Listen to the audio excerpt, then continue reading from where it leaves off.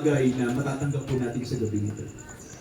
Tayo po ay sumandaling manalangin, mga kapatid. Sa pangalan ng ating Ama at ng ating Panginoong Jesucristo at ng Kanyang Espiritu, dakilang Ama sa langit, nandito kami sa gabing ito.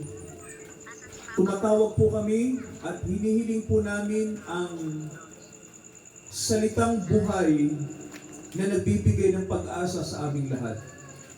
Ama, nawa lahat po ng kaluluwa na nandito ngayon ay buksan niyo po ang kanilang puso sa inyong mga salita. Yes, Lord. Hallelujah. Upang kami po ay magkaroon ng liwanag mula sa inyo. Dakilang Ama sa langit, ngayon pong nandito po ang mga kamag-anak, kaibigan, mga nakikiramay po sa labi ni Nanay Beth.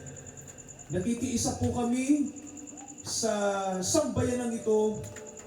Nakikiramay po kami at higit sa lahat, pinaaabot po ninyo ang inyong kapangyarihan sa bawat isa sa amin. Amen, Lord. Hallelujah. Ngayong gabi, Ama, humihiling kami ng biyaya ng liwanag mula sa inyo. Yes, Jesus. Ipagkaloob niyo po sa amin ngayong gabi. Nawa po bawat nalulungkot na mga mahal sa buhay ni Nanay Beth Yes. ay bigyan niyo po ng pag-asa. Amen, Father. Dahil ang tanging pag-asa namin, Ama, ay kayo lamang. Yes, Lord. Makapangyarihang Diyos. Sa inyo po ang tunay na pag-asa. Yes, Father. Nasa inyo ang tunay na kapayapaan. Nasa inyo ang tunay na kagalakan at kapanatagan. Amen. Kaya ngayong gabi, samahan niyo kami at nawa po, bigyan niyo po kami ng salita ng katatagan ngayong gabi. Ito ang aming panalangin, dakilang Ama, magpahayag po kayo sa pamamagitan ng inyong banal na Espiritu. Sa tanging pangalan po ng aming Panginoong Jesucristo, Amen. Tayo po'y makakaupong lahat, mga kapatid. First time ko po sa Manawag at salamat po no, sa pag-welcome po sa amin. At hinihiling ko po, mga kapatid, no, na pahiram lang po ng inyong tainga at ng inyong puso. At una po sa lahat ay nakikiisa po kami no, sa pamilya po nila Ate Cathy.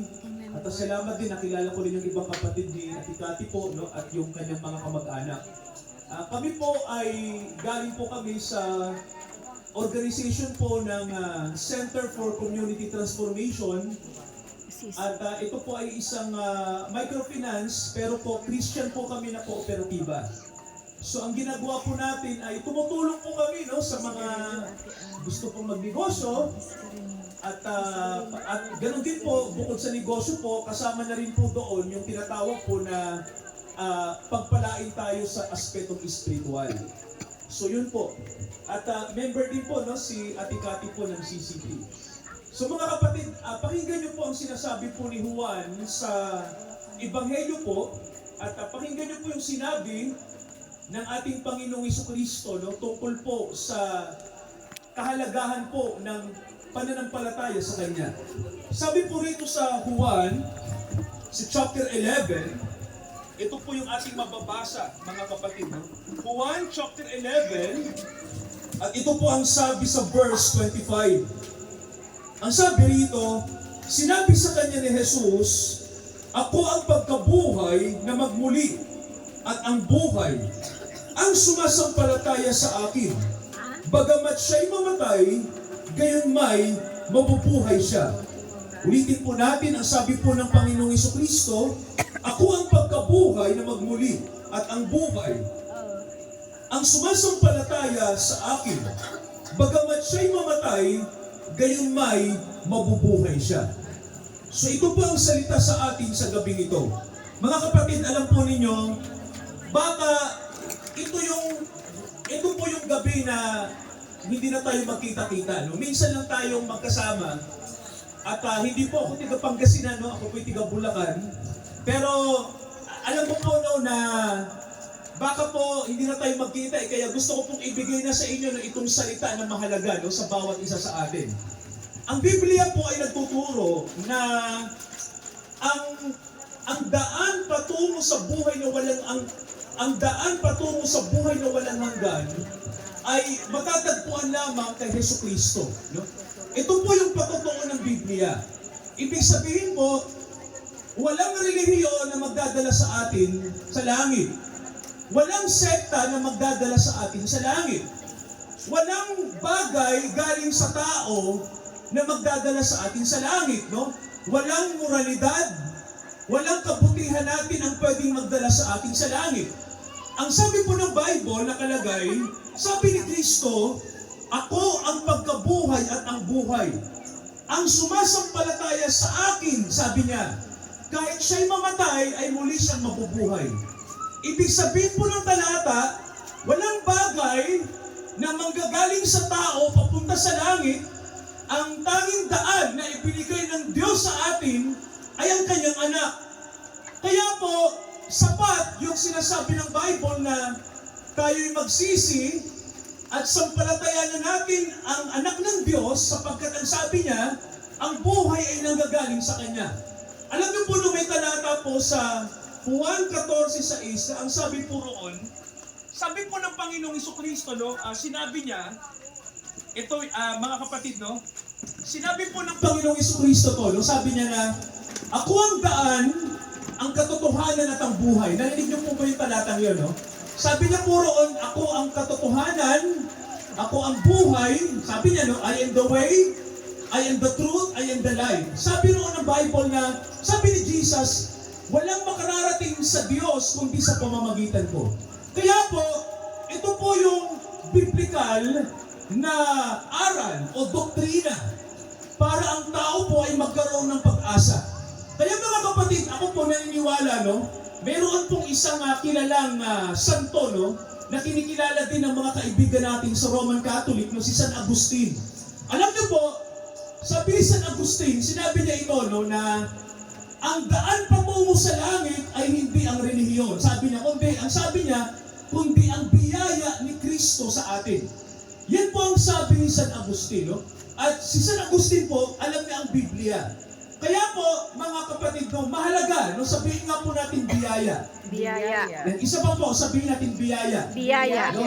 So, ibig sabihin po, ang tanging bagay para tayo po ay makarating sa sinasabing buhay na walang hanggan. Ang sabi sa atin, sampalatayanan natin ang biyaya ng Diyos. At sino po yung biyaya na yon? Ang sabi, si Kristo. Sabi ng Biblia, si Kristo ang ipinadala ng Diyos para ipakita niya ang kanyang biyaya sa atin, no? Sabi ng John 3:16, nakasulat po doon, no? Juan 3:16. May nakasulat na ang sabi, gayon na lamang ang pag-ibig ng Diyos sa sanlibutan. Kaya niya ibinigay ang kanyang buktong na anak. Ang sabi mga kapatid, ibinigay niya ang kanyang buktong na anak upang ang sino mang sa kanya'y sumampalataya ay hindi mapahamak. So ang sabi ng Bible, kung tayo po ay wala kay Kristo, kung hindi natin sinasampalatayanan yung ipinadala ng Diyos na nag-iisang tagapagligtas, ang sabi ng Biblia, kapahamakan ang darating sa mga tao. Meron pong kapahamakan. Kasi mga kapatid, bakit? Kasi po, si Kristo sapat sa atin. Sabihin nyo nga po, sapat si Jesus. Sabihin po natin, Sapat si sapat si Jesus. Jesus. Ibig sabihin po, sapat ang ipinadala ng Diyos, no? Wala pong plus. Ibig sabihin po, sapat. Ibig sabihin parang ganito yan. No? Example po ganito. Halimbawa, ikaw, halimbawa ganito, no? Ikaw may utang ka. At ang utang mo ay 1 milyon. No? Ganun po. Ngayon, ngayon dumating na yung paniningil. And then nagbayad ka ng kalahating milyon. Magkano utang po? 1 milyon. Pero ang binayad mo lang ay kalahating milyon. Sapat po ba yun? Hindi. Hindi. Tama mo ba? O ngayon, nagbayad ka ng 900,000. Sapat po ba yun? Hindi. Hindi pa rin, no? Pero pag binayad mo yung 1 million, sapat po ba, nanay? Yes. Sapat, no? Mga kapatid, ganun po ang ginawa ng Diyos sa atin, no? Tsaka yung Nang interest. ibigay ng Diyos ang kanyang anak, walang kulang. Ibig sabihin nga po, sobra pa nga no? Kasi po, ang sabi ng Bible, biyaya si Kristo. Kaya mga kapatid, hindi kailangan ng Diyos ng tinatawag na bawas at dagdag, no? Sabi ng Bible, sapat na ginawa ng Diyos sa atin nang ipadala niya ang kanyang anak. Kaya mga kapatid, di ba, ang sabi nga ng Bible sa atin, sampalatayan na natin si Jesus. Ngayon may tanong tayo, Pastor, yung pananampalataya ko paano? Sapat ba yung naniniwala lang ako? Well, hindi ganon, no? Ang paniniwala po, hindi po pananampalataya. Alam niyo po ba ang pananampalataya? Ito po ay bagay na hindi nanggagaling sa tao. Sabi sa atin ng Bible, ang pananampalataya po ay kaloob ng Diyos sa tao. No, sabi ng Bible, grace, biyaya. Ibig sabihin po, ang pananampalataya, binibigay ng Diyos sa atin. Kaya naalala po ninyo, no? Naalala niyo pa, sino pong nakakilala rito kay Maria Magdalena? Naririnig niyo po ba ito sa simbahan? Si Maria Magdalena, di ba, yung isa sa mga babae na nakatingin kay Kristo nung siya ay nakapako sa krus. Na ano niyo po ba yun? Natatandaan niyo po ba si Maria Magdalena? Alam niyo po ba si Maria Magdalena bago siya sumunod kay Jesus? Alam niyo po ba na 7 mga demonyo ang nasa katawan niya? Ibig sabihin po, si Maria Magdalena, hindi lang siya isang prostitute. Kasi ang tingin ng iba sa kanya ay kalapating mababa ang lipad. Ang sabi ng Bible, si Maria Magdalena ay demon-possessed. Ibig sabihin po, maraming demonyo sa kanyang katawan. Marami, no? Siguro lahat na ng mga masasamang bagay na kay Maria Magdalena na. Pero may tanong ako, alam niyo kung bakit siya nakawala? Bakit ang lahat ng demonyo sa katawan niya umalis? Alam niyo kung bakit? Di mo ba may nakalagay sa Bible na ang sabi, kumilos ang Diyos sa kanya? May sinasabi sa Bible na tinawag siya. So nang dumating yung pagtawag, nilinis siya ng Diyos, natuto siyang sumampalataya kasi tumawag siya. So kung titingnan niyo po ang sabi ng Bible, no? Ang pagiging palang Kristiyano ay hindi nababatay sa tinatawag natin kung sino yung mas mabait, kung sino yung mas moral, kahit pala yung mga tao may mga demonyo, pwede silang maging mabuti. Tama ho ba?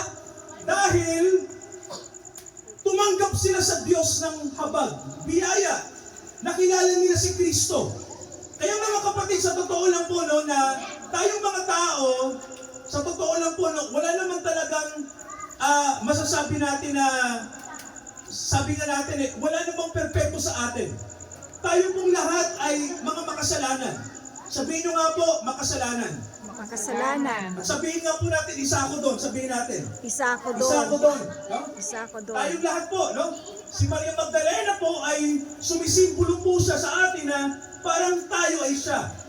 Pero dahil nagkaroon siya ng relasyon kay Kristo, ang sabi ng Bible, pinalaya siya ng Diyos. Mula sa lahat ng kabigatan at natuto siyang, ano po ang sabi, sumunod kay Jesus. Kaya mga kapatid, no, sabi ni Kristo, no, sa nabasa natin, siya ang muling pagkabuhay.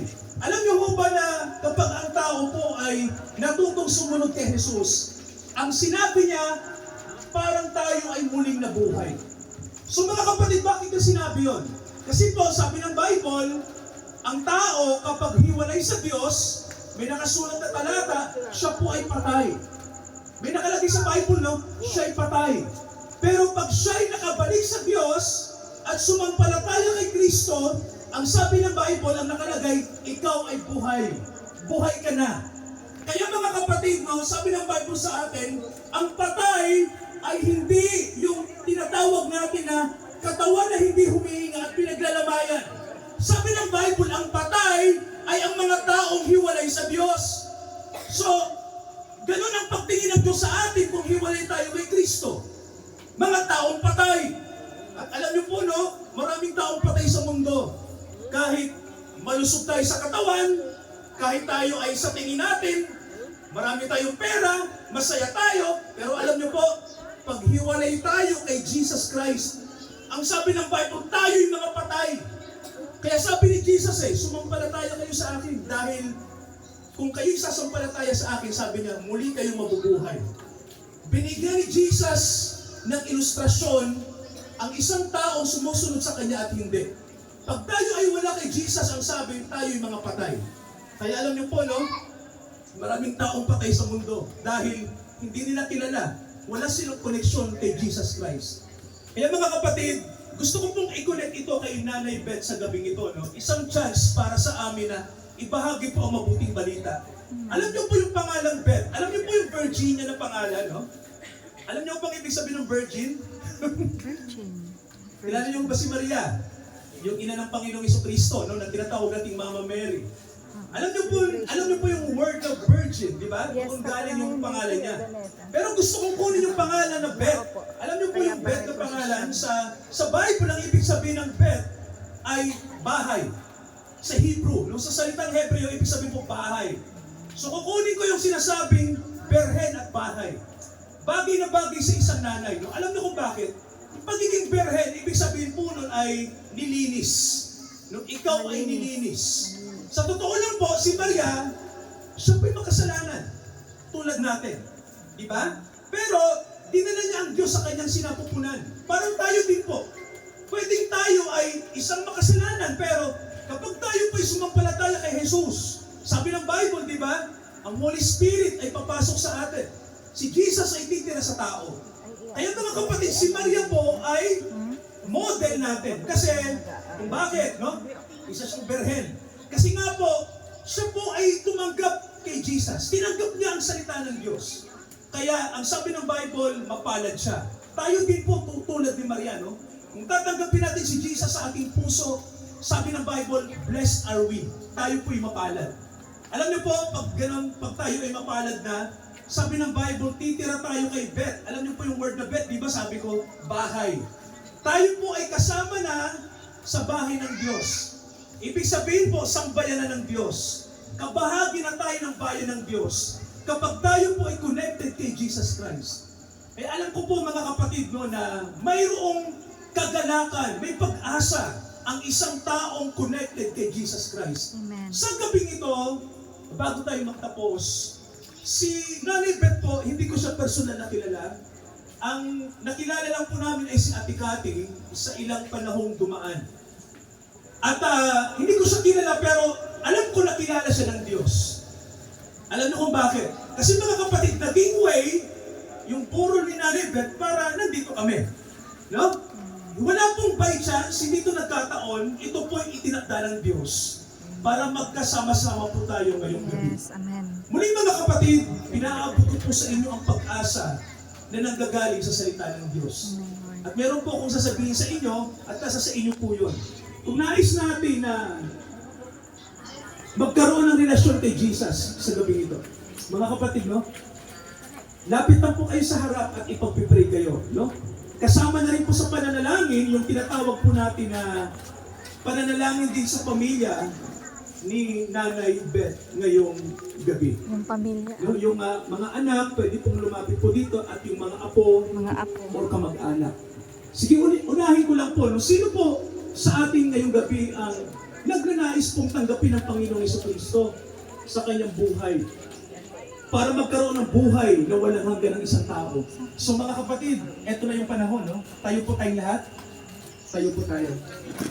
Ate doon kayo. Ayan po. At sa ating pagtayo, mga kapatid, no, yung nagnanasa pong lumapit muna bago natin ipag-pray sa bahayan ni Nanay Beth, yung gustong magkaroon ng personal na relasyon kay Jesus Christ, punta po sa harap. Sige, nanay, Sige punta po, po kayo sa maghihintay harap, po nay. tayo. Punta po sa inyo, punta sa harap. Ay, salamat po. Salamat po. Gusto mo rin, bebe? Gusto mo rin? Meron pa po, Ay, sige. mga kapatid, para na ipag-pray po natin. Gusto po, nanay. Sige po, doon po kayo, nanay. Meron pa po. Eh, sige. Tingka, kapatid mo yung Nanay Beth. Meron pa po? Huwag po kayong mahihiya. Opo. Meron pa po? Okay po. Sige po, ganito na lang. Sa mga nahihiya po, raise your hand. Pikit tayong lahat. Okay, para alam niyo po, no? Taas lang po ang kamay sa nagnanais po na magkaroon ng relasyon sa Panginoong Jesucristo. Amen, Lord. Hallelujah. Praise God. Hallelujah. Kita po ako ng mga kapatid natin, no? Okay, nalagtas ng kamay. Manalangin tayo. Sa pangalan ng ating Ama at ng Panginoong Jesucristo at ng Banal na Espiritu, Ama, nandito po ang mga kaluluwa na binigyan niyo sila ng liwanag ngayong gabi. Na ipinaliwanag niyo po na ang tanging daan papunta sa kalangitan ay ang inyong anak na ipinadala niyo sa mundo, na matay para sa amin at muling nabuhay para sa amin. Amen, Lord. Ama, nawa lahat ng pusong binuksan niyo sa gabi ito ay pumasok nawa ang inyong banal espiritu sa kanila. Yes, Lord. Hallelujah. In Jesus' name. In Yes, Jesus' name. Father. Sa pangalan ni Jesus. Oh, in Jesus. Upang sila po ay makaunawa tungkol sa buhay na walang hanggan.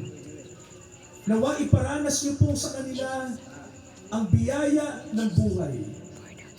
Dumating nawa ang buhay sa kanila. Dakilang Ama, salamat dahil nandito po ang aming mga kapatid. Nakikiisa po na naging pribilehiyo po ang wake na ito ni Nanay Beth para maraming kaluluwa po ang magala sa Hallelujah. buhay na walang hanggan na iyo pong inihahandog sa amin. Yes, Father. Ama, naniniwala kami na kung kami ay na kay Jesus, na kung kami po ay nasa Panginoong Hesus na, kung kami ay nasa iyo ng piling Amen. ngayon, dahil may relasyon na kami kay Jesus. Yes, Father. Sinabi niyo po na kahit mamatay ang aming lupang katawan, Amen, Lord. ang aming Hallelujah, buhay ay Lord nasa langit na. Jesus. Hindi na kami kukundinahin, kundi babaguhin niyo kami at tatawagin niyo kaming mga ipinanganak na muli. Yes. Mga muling binuhay mula sa mga patay. Tatawagin niyo na kaming mga anak ng Diyos sapagkat kami nagsisi at sumasampalataya kay Jesus Christ. Salamat po sa gabi ito na may buhay na walang hanggan kung kami magbabalik loob at sasampalataya sa Panginoong Jesus. Salamat, Ama, sa inyong mga salita na narinig namin ngayong gabi. Nawa hindi masayang ang gabi nito. Lahat ng kaluluwa na inyong pinukaw at inyong ginising at inyong tinawag ngayong gabi. Ama, pangunahan niyo sila. I-redirect niyo ang kanilang mga buhay. Yes, Father. Ibalik niyo po sila sa inyong piling. Yes, Jesus. Salamat, Ama, naniniwala kami sa inyong kapangyarihan na gagawa po kayo sa buhay nila. Amen. Salamat po. Ito ang aming panalangin. Lahat po ng tinawag ng Diyos Hallelujah. at nakarinig ng kanyang salita, lahat po tayo magsabi ng Amen. Amen. Praise God po. Yung mga kamag-anak po, kung pipray po natin, may manatili, punta po rito sa harap. Lahat po ng Atikati, sino pa po? Mga apo. Yung family po po. Mga apo, mga anak, kayo, tita, yung mga hipag, part po kayo ng family, tita. Ipag-pray natin at tatawagin po natin yung mga kapatid sa CCT na para ipag-pray po sila. Ayun po. Mga kapatid po ni Ate Kat. Sino ba yung mga kapatid ni Ate Kat? Yung kapatid. Ayun si Kuya. Yung mga apo, nasan po yung mga apo? Tita, kasama po kayo, pamilya po nila, pamilya po kayo. Doon po kayo pare, pag-pray po kayo ni... Doon po kayo, tita. Kapatid ni nanay. Asan po kapatid ni nanay? Tita, Kayo na po mag-picture. Ayan. Ay, nakabidyo ako. Patay ko.